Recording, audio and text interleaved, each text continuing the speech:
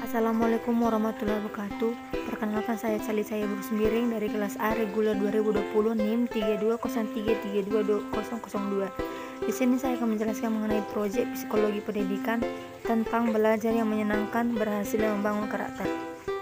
Adapun latar belakang masalah adalah pembelajaran yang sangat menyenangkan adalah suatu pembelajaran yang sedang berlangsung di dalam suasana hati baik, tenang, dan harmonis, di mana suasana yang menyenangkan dapat menarik perhatian dan minat peserta didik untuk menjadi lebih aktif dan agar tujuan belajar dicapai dengan sangat baik. Proses belajar dapat dikatakan berhasil apabila peserta didik sering aktif dalam mengikuti pembelajaran. Dalam membangun sebuah karakter memerlukan suatu proses atau usaha yang akan membina atau memperbaiki watak, sifat, tabiat, budi pekerti, dan insan manusia atau masyarakat. A. Belajar yang menyenangkan. Pembelajaran yang menyenangkan dapat memberikan sebuah tantangan kepada siswa untuk berpikir, mencoba belajar lebih baik, percaya diri, dan mandiri dalam mengembangkan bakat atau kemampuan dan potensi diri secara optimal. Adapun ciri-ciri suasana belajar yang menyenangkan adalah 1. Belajar dengan rileks, 2. Bebas dan tidak mempunyai tekanan, 3. Menarik akan membangkitkan minat belajar, 4. Perhatian peserta didik yang tercurah, 5.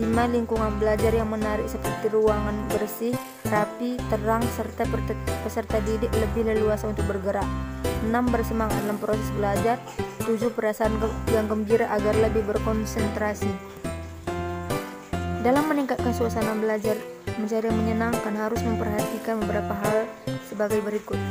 Yang pertama, menyapa siswa dengan ramah dan bersemangat. Dalam menciptakan awal yang penuh ceria dan berkesan sangat penting dikarenakan bisa mempengaruhi proses atau kegiatan selanjutnya. Jika diawali dengan yang baik, menarik, maka proses pembelajaran juga akan lebih baik dan menggairahkan di dalam kelas. Oleh karena itu, agar selalu mengawali setiap kegiatan dengan memberikan sapaan hangat kepada peserta didik. Yang kedua, menciptakan suasana yang rileks. Di dalam lingkungan yang rileks akan menciptakan lingkungan yang nyaman dan tentram.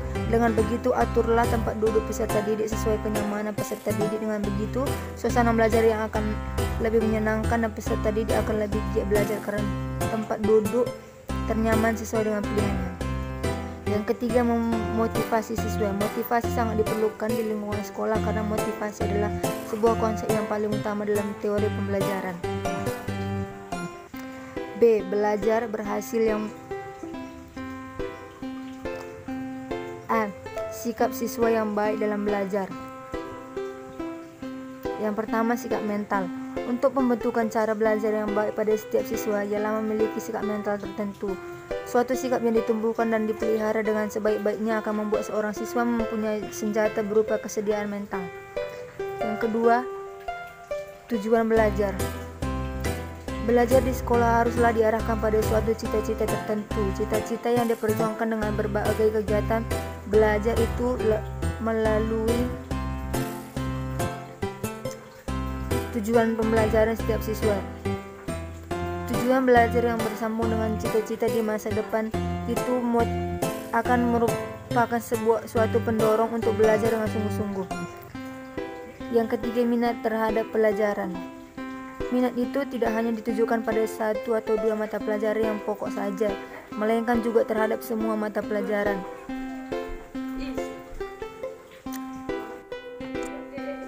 4.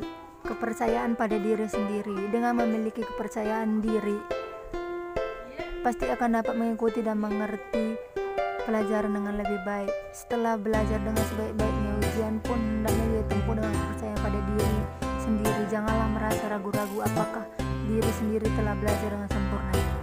Yang kelima, keuletan.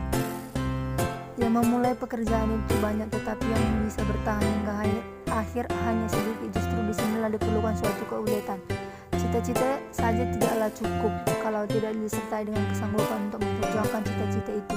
Keuletan mental membuat seorang siswa berani menghadapi segala kesukaran dan tidak mudah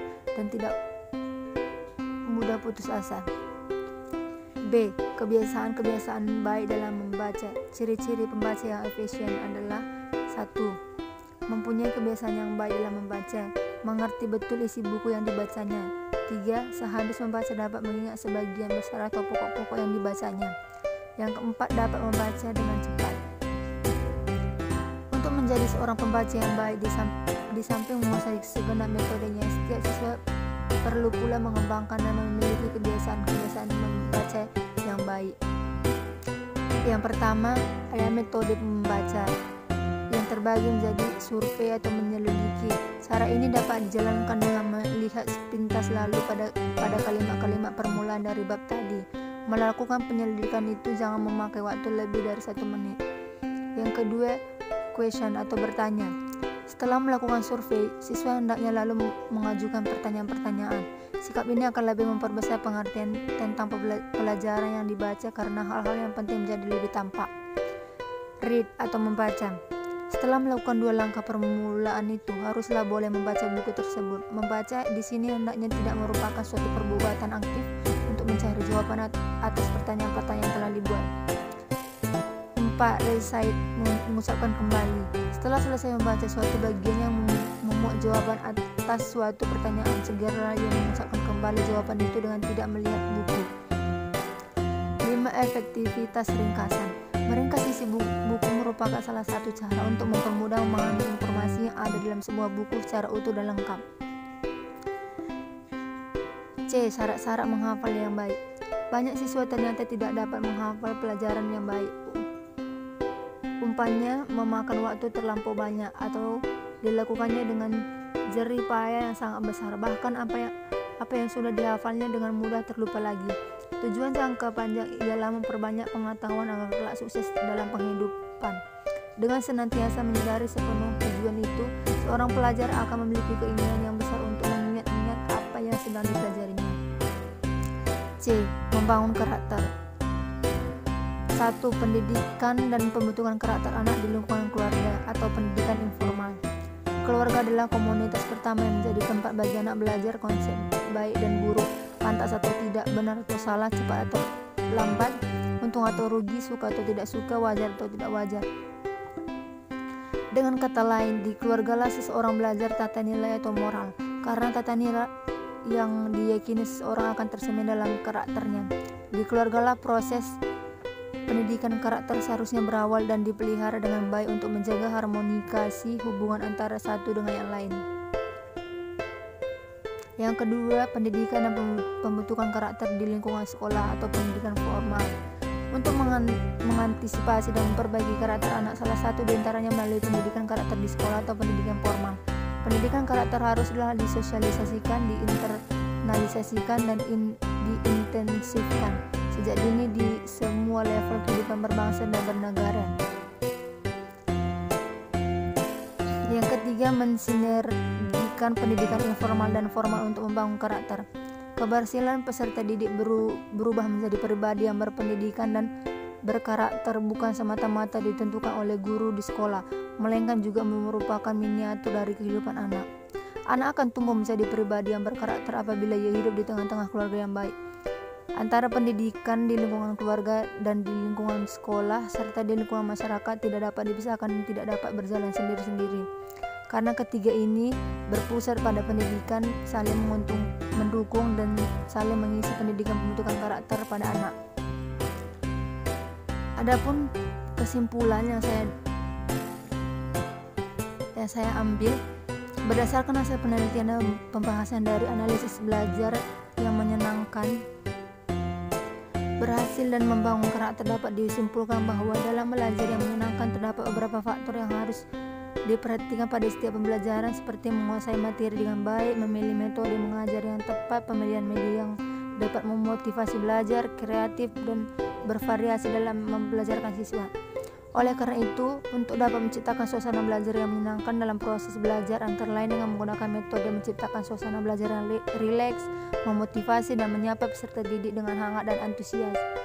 Sikap siswa yang baik dalam belajar, sikap mental ialah suatu sikap yang ditumbuhkan dan dipelihara dengan sebaik-baiknya akan membuat seorang siswa mempunyai senjata berupa kesediaan mental. Adapun saran ialah penulis menyadari dalam pembuatan makalah ini masih banyak kekurangan ataupun kesalahan dalam pengertian dan penyampaian isi materi. Maka dengan itu saran dan kritik yang membangun sangat kami harapkan untuk kesempurnaan dari makalah ini. Sekian penjelasan dari saya. Assalamualaikum warahmatullahi wabarakatuh. Terima kasih.